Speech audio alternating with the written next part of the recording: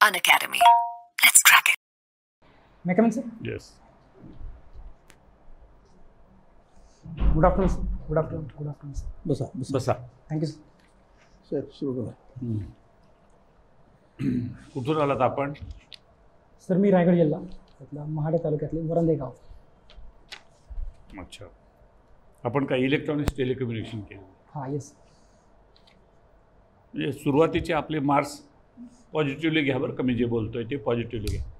64% 10वीला आणि 56% 12वीला, बरोबर? तरीही तुम्ही इंजिनिअरिंगला जाण्यासाठी का प्रयत्न केला? सर ज्यावेळेस आम्ही 12वीला होतो त्यावेळेस इंजिनिअरिंग हा करिअरच्या दृष्टीने सगळ्यात बेस्ट ऑप्शन होता. आणि माझे मी सिनियर जे होते त्यांच्याशी कन्सल्ट केलं होतं की आणि मला असं वाटलं की इंजिनिअरिंग हा एक चांगला ऑप्शन आहे. सो मी इंजिनिअरिंगला जायचा निर्णय घेतला. आणि मग त्यात नंतर electronics telecommunication. Yes sir. What do mean by telecommunication? Sir telecommunication म्हणजे जर आपल्याला एखादा सिग्नल लॉंग डिस्टन्सपर्यंत पाठवायचा आहे तर आपण सॅटेलाईट कम्युनिकेशन, मोबाईल कम्युनिकेशन किंवा इतर कोणतेही वेजमधून आपण तो सिग्नल ट्रान्सफर करतो, त्याला टेलिकम्युनिकेशन म्हणतात. मी जर यांना बोललो, सरांशी त्यांच्या मोबाईल नंबरवर बोललो, तर ते यांना ऐकू जात नाही. येस. काय याच्या मागं? सर त्यामध्ये इन्क्रिप्शन केलेलं असतं. म्हणजे आपला जो सिग्नल असतो तो डिजिटलाइज केलेला असतो. आणि सर जसं आपलं GSM नेटवर्क असतं मोबाईलमध्ये, त्यामध्ये FDMA आणि PDMA म्हणजे टाईम डिव्हिजन मल्टिपल ॲक्सेस आणि फ्रिक्वेन्सी डिव्हिजन मल्टिपल ॲक्सेस या प्रकारे ते इन्क्रिप्ट केलेला असतो. सो जो आपला मॅसेज आहे किंवा व्हॉईस आहे तो दुसऱ्यापर्यंत होऊ शकतो. म्हणजे तो तुम्ही 2-3 वेळा शब्द सिग्नल असा वापरला, बरोबर ना? या ठिकाणाहून त्या ठिकाणी सिग्नल जातो. What do mean buy signal? Sir signal म्हणजे एक प्रकारची इन्फॉर्मेशन आहे की एक प्रकारची वेव्ह किंवा इन्फॉर्मेशन म्हणता येईल की एका ठिकाणाहून आपण दुसऱ्या ठिकाणी पोचवायसाठी. हे पहा, म्हणजे हे to be very frank, clear तुम्ही शब्दाच्या जवळ आहेत. जे सिग्नल जातो तो कोणत्या फॉर्ममध्ये जातो? एक शब्द तुम्ही वापरला, वेव्ज म्हणून. Yes sir. कसल्या वेव्ज? Sir electromagnetic waves. मग हे कोणी सांगायला पाहिजे सर का? मग तुम्ही आधी कम्फर्टेबली बसा, एकदम कम्फर्टेबली बसा. येत असताना सुद्धा हे सगळं नडतं. लक्षात आलं ना? कुणी डिस्कवरी केली इलेक्ट्रोमॅग्नेटिक वेव्ज? हू डिस्कवर्ड इलेक्ट्रोमॅग्नेटिक वेव्ज? तुमच्या कोर्समध्ये आहे. Yes sir. कुणी डिस्कवर केलं आहे? सर मला आता एक्झॅक्टली आठवत नाही. 3 पर्याय देत. येस. मग त्याच्यातून तुम्ही पर्याय सांगा. नाईल बोहर, बरोबर? नाही सर. मायकल फॅराडे आणि Maxwell. Sir Michael Faraday. Electromagnetic waves Michael Faraday. Are you sure? Yes sir. मग ते करेक्ट करतो. ते मॅक्सवेलनं 1864. I am sorry sir. नाही सॉरी, थोडंसं आपल्या विषयाच्या संदर्भातली गोष्ट आहे. हे तुम्ही घ्या तुमच्या पद्धतीनं, बरोबर? येस. तुम्ही अजूनही कम्फर्टेबली आणि टेन्सलेस बसलेला नाहीत. हे आधी मी तुम्हाला सांगतो, मित्रांसारखे बसा. हे आपला मॉक इंटरव्ह्यू आहे, मला ते राहवत नाही असं. तुम्ही असं आला की ते सगळ्यांच्या पोझिशन त्याच आहेत. येस. म्हणजे असंच बसावं असं तुम्हाला मला परफेक्टली राहत. सांगितलंय काय मला कळत नाहीये. सगळेजण ही पोझिशन घेऊन बसतात. असं बसायला कोणी सांगितलंय तुम्हाला? म्हणजे इंटरव्ह्यूचे जे गायडन्स लेक्चर असतात त्यामध्ये म्हणतात की हे पोझिशन योग्य आहे. अजिबात नाही. मित्रांशी गप्पा मारताना ही पोझिशन असते. Yes sir. ही असते का पोझिशन? नाही. चर्चा नेहमी कोणाशी संभाषण करताना ह्या पोझिशनमध्ये आपण करतो का? मग संभाषण करायचं आहे आमच्याशी, अशा पद्धतीने बसा. रिलॅक्स बसा, हातवारे करा, थोडंसं हे करा. आणि ते कुणी सांगितलं त्यांच्याविषयी आम्ही त्यांना दोष देण्याचं आमचं इंटेन्शन नाही. आमचं इंटेन्शन असं की तुम्ही सगळं येत असताना सुद्धा सक्सेसफुली पुढे गेला पाहिजे. येस. प्रत्येकजण येतो ना असे हात ठेवतो, आम्हाला काहीच समज नाही. मलाच टेन्शन यायला लागलं त्या गोष्टी. बरं सर, ते तुम्ही पुण्यातच तुमचं शिक्षण झालं ना? Yes sir. ग्रॅज्युएशन पुण्यात झालं, बरोबर आहे. तर पुण्यामध्ये एक ऐतिहासिक घटना घडलेली आहे, पुणे पॅक्ट. काही माहिती आहे त्याच्या बाबतीमध्ये? सर तो डॉक्टर बाबासाहेब आंबेडकर आणि महात्मा गांधी यांच्यामध्ये झालेला तो करार होता. कशासाठी? सर जो दलित समाज होता त्यासाठी जे संसदेत म्हणजे पार्लमेंटमध्ये किंवा विधानसभेमध्ये एक रिझर्वेशन्स होतं. डॉक्टर बाबासाहेब आंबेडकरांचं असं म्हणणं होतं की स्वतंत्र मतदारसंघ हा असावा दलितांसाठी. पण महात्मा गांधीजींचं असं म्हणणं होतं की स्वतंत्र मतदारसंघ नको, तो की एक आपल्या हिंदू समाजातलाच एक भाग आहे, त्यामुळे त्यांना फक्त एक रिझर्वेशन आपलं सेपरेट जागा द्या, पण तो असा विभक्त मतदारसंघ नको. सो त्यांच्यासाठी त्यांच्यामध्ये जो महात्मा गांधीजींनी एक उपोषण केलं आणि मग कुठेतरी त्या गोष्टीसाठी कुठेतरी समझोता म्हणून बाबासाहेब आंबेडकर आणि डॉक्टर महात्मा गांधी यांच्यात झालेला तो समझोता होता. बाबासाहेबांच्या बाबतीमध्ये तुमच्या महाडमध्ये एक जागतिक घटना घडलेली होती. Yes sir. कुठली घटना घडली होती ते? सर 2 घटना घडल्यात. त्यामधली पहिला एक 14 तारखेचा सत्याग्रह आणि एक मनुस्मृतीचं जे दहन केलं, अशा 2 घटना महाड या शहरात घडल्या. कधी कधी घटल्या वगैरे काय, त्याचं साल वगैरे काय सांगता येईल? सर ते 1927 ह्या दोन्ही घटना ज्या घडल्या त्या 1927 साली घडल्या. गट. रायगड किल्ला जो आहे येस. त्याचं एक वेगळेपण आहे जॉग्राफिकल, म्हणजे इतर जे काही पश्चिम म्हणजे घाटांमधले किल्ले आहेत त्याच्यापेक्षा एक जॉग्राफिकल दृष्ट्या एक थोडंसं एक वेगळेपण आहे त्याचं. काय? Yes sir. जो रायगड किल्ला आहे, जी सह्याद्रीची एक रेंज आहे, त्यापासून तो डिस्कनेक्टेड आहे. त्यामुळं छत्रपती शिवाजी महाराजांना असं वाटलं की आपल्या राजधानीसाठी अतिशय योग्य आहे आणि तो सिक्युरिटी पॉईंट ऑफ व्ह्यू ते ENTC मध्ये तुमचं इंजिनिअरिंग झालेलं आहे, ग्रॅज्युएशन झालेलं आहे, राईट? मला एक सांगा, AI होतं तुमच्या सिलेबसमध्ये? सर आर्टिफिशियल इंटेलिजन्स मला एक्झॅक्टली आठवत नाही. म्हणजे बरं, आर्टिफिशियल इंटेलिजन्स आणि मशीन लर्निंग काय फरक काय आहे किंवा काय संबंध आहे दोन्हींचा? Sir machine learning machine learning हे आर्टिफिशियल इंटेलिजन्सचा एक पार्ट आहे, ज्यामध्ये मशीन लर्निंगमध्ये सर एखादी मशीन तिला आपण फक्त एखादा स्पेसिफिक टास्क असेल, समजा एकच टास्क, त्यामध्ये तिला मास्टर्स बनवतो, ती स्वतःचा विचार करून डिसिजन घेते. बट आर्टिफिशियल इंटेलिजन्समध्ये आपण जसा विचार करून किंवा आपल्या अनुभवातून आपण जसे डिसिजन घेतो म्हणजे मनुष्य, त्याप्रमाणे मशीन स्वतःही एक डिसिजन घ्यायसाठी आपण तिला त्या प्रकारे डेव्हलप करतो. NLP ऐकलंय का? Natural language processing. सॉरी नाही. गुगल ट्रान्सलेट हे नॅचरल लँग्वेज प्रोसेसिंगचा भाग आहे. AIचा काय आपण वापर करू शकतो ॲडमिनिस्ट्रेशनमध्ये फ्युचरमध्ये? सर आर्टिफिशियल इंटेलिजन्सचा प्रशासनातला वापर. हां, AIचा आहे ना, आपण काय इनोव्हेटिव्ह वापर करू शकतो प्रशासनात? करू शकतो का वापर आपण प्रशासनाला अधिक एफिशियंट बनवण्यासाठी? सर मला सध्या एक्झॅक्टली सांगतो. ओके, ब्लॉकचेनबद्दल ऐकले? सर ब्लॉकचेन टेक्नॉलॉजी ही क्रिप्टोकरन्सी रिलेटेड आहे आणि मला त्याबद्दल पण सर खूप डिटेल माहिती नाही. बरं, क्रिप्टो करन्सी आता RBIने रेग्युलेट करायचा कुठेतरी प्रयत्न सुरू केलेले आहेत. स्वतःची क्रिप्टो करन्सी सुद्धा RBI आणणार आहे. तुम्हाला वाटतं का हे योग्य आहे किंवा जमेल, हे शक्य आहे रेग्युलेट करणं? सर मला वाटतं आपण नक्कीच करू शकतो रेग्युलेट. का करायला पाहिजे बरं? तुम्हाला माहिती आहे का, क्रिप्टो करन्सी जी आली आहे ना किंवा ब्लॉकचेन टेक्नॉलॉजी सायफरपंक मुवमेंटमधून आलेली आहे. म्हणजे बँकांची मोनोपॉली त्यांना दूर करायची होती, म्हणून तंत्रज्ञानावर आधारित एक अशी करन्सी आणण्याचं त्याचं उद्दिष्ट होतं. ओके, तर तुम्हाला काय वाटतं की ही रेग्युलेट केली तर काय इकॉनॉमीवर परिणाम होतील? सर मला एक्झॅक्ट याबद्दल माहिती नाही, बट जे मी ऐकलं आहे की जी क्रिप्टो करन्सी आहेत त्यामधून जे व्यवहार होत होते की दहशतवादाला पैसा पुरवठा किंवा इत्यादी गोष्टी जे की आपल्याला अजिबात रेग्युलेट करता येत नव्हत्या.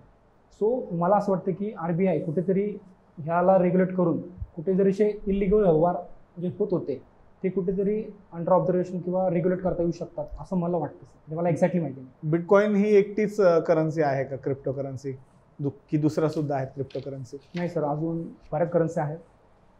ओके, आणि किती आहे संख्या, किती आहे बिटकॉइन्सची? सर लिमिटेड असते संख्या. Yes, sir.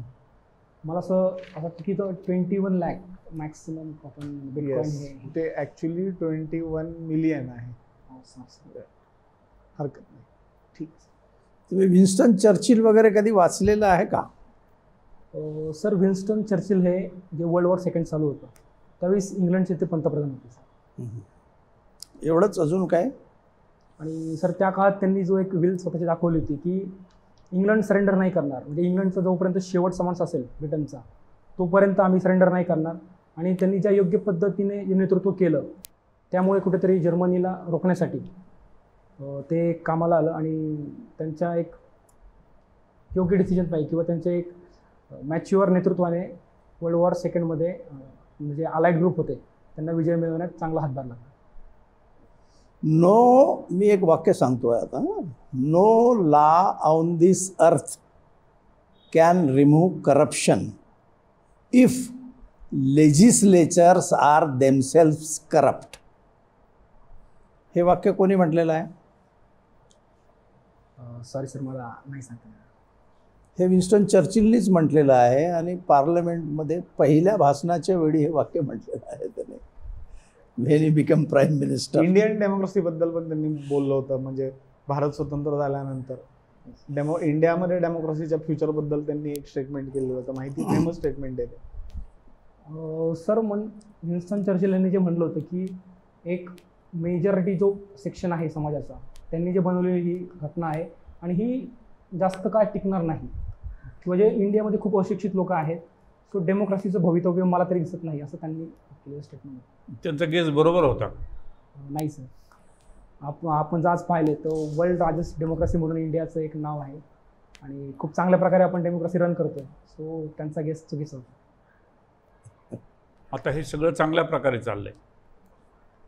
About Indian democracy, हां, सर मला वाटतं योग्य प्रकारे चालू आहे. सध्या जे काय आहे ते घटनेच्या नुसार चालू आहे, सो मला वाटतं की योग्य प्रकारे पण आपलं. त्याचं पर्पज सर होतं आहे का? पर्पज जे असतं घटनेच्या मागचं ते सर होतं आहे का? टेक्निकली बरोबर चालली? नाही सर, पर्पज पण आपलं सह होतं आहे. जसं की आपलं कुठल्याही सगळ्यांना समोर एकत्र घेऊन जायचं आहे, किंवा जे रूल ऑफ लॉ असतील त्यानुसार आपला एक देश चाललेला आहे. मला असं वाटतं की आपण घटनेच्या बाहेर काही असं चुकीचं वागत नाही आहे. एवढे वर्ष झाले तरी सुद्धा प्रॉब्लेम्स जे आहेत बेसिक ते तसेच आहेत आवासून अजून पण. एवढ्या अमेंडमेंट झाल्या, मग असं नाही का वाटत कुठेतरी की कुठेतरी आमूलाग्र बदल घटनेतच करणं गरजेचं आहे, किंवा एक कॉन्स्टिट्यूशनचं एक रिव्ह्यू करणं आपल्याला गरजेचं आहे, असं नाही वाटत? सर मला असं नाही वाटत, कारण की 1999ला माननीय पंतप्रधान अटल बिहारी वाजपेयी जे असताना त्यांनी अशा प्रकारे मला एक्झॅक्टली नाव सांगता येत पण असा रिव्ह्यू घेतला होता. बट जी सर आपली घटना आहे तीच फक्त आपल्याला अजून इफिशियंटली त्या घटनेतलं जे तत्व आहे ती इफिशियंटली कशी काही पोचवता येईल यासाठीच आपल्याला असं वाटतं मला सर जास्तीत जास्त प्रयत्न केले पाहिजे. रिव्ह्यू करताय, घटना रिव्ह्यू होत असते का? Yes sir. कशा पद्धतीने? अमेंडमेंटमधून होत असते ना. येस. पण अमेंडमेंटने जे होऊ शकत नाही असे बदल आपण करू शकतो का घटनेत? जे बदल अमेंडमेंटने शक्य नाही आहेत करू शकतो आपण? सर मला एक्झॅक्टली नाही सांगतो. म्हणजे उदाहरणार्थ की प्रेसिडेन्शियल सिस्टीम आणायची शक्य होईल? सर मला असं वाटतं त्यासाठी घटनेत बदलच केलं पाहिजे, कारण की जे राष्ट्रपतींचं आर्टिकल बेसिक स्ट्रक्चर डॉक्टरीन जर लक्षात घेतलं तर ते शक्य आहे का? नाही सर मला नाही. Okay, all right. मला असं वाटतं डेमोक्रेसीविषयी शेवटचंच मी सांगतो असं की डेमोक्रेसीविषयी ज्या राष्ट्रामध्ये शहाण्यांची संख्या ही हुशारांपेक्षा जास्त असते त्या राष्ट्रात डेमोक्रेसी टिकते. हुशारांची संख्या किंवा बेरक्यांची संख्या जर जास्त असेल तर डेमोक्रेसी टिकत नाही, म्हणून चर्चिल तसं म्हटलं होतं. तुम्हाला काय वाटतं? सर म्हणजे विन्स्टन चर्चिलांनी आपल्या ज्या डेमोक्रेसीबद्दल जे स्टेटमेंट केलं होतं की ह्याच रिलेटेडली केलं होतं.